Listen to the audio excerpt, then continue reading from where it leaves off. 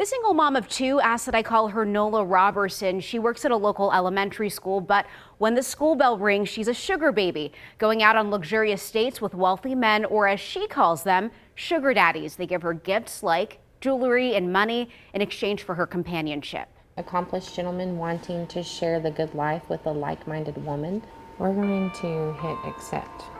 Nola likes to start her conversations with potential sugar daddies with a compliment. Good evening, handsome. She's been on the website Seeking Arrangement for about a year now. Messages with members turn into meetups. You set up a date. That date is an arrangement based on either how often you would like to see each other.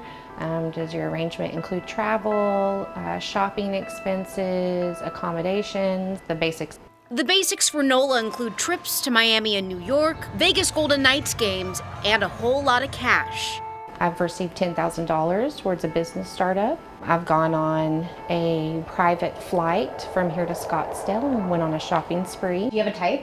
I have a type, wealthy. So I typically look at their net worth and their annual income. That kind of helps me gauge where I want to start the allowance. The higher the income, the higher Nola's allowance. Because somebody who makes $1 million a year, I can have a way higher allowance than someone who makes $100,000 a year. A lot of the men who are on Seeking Arrangements enjoy just spoiling a woman. And so I don't really have to do much but show up and be considerate and smile, look pretty.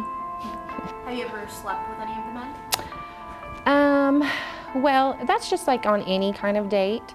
I mean, if you go on 10 dates, you might sleep with 2 of those 10 people. So, and that's just typical regular dating. For me, I have slept with a couple of the sugar daddies. She told me she never talks about sex when arranging dates, but when she hits it off with the sugar daddy, the relationship can develop into something more.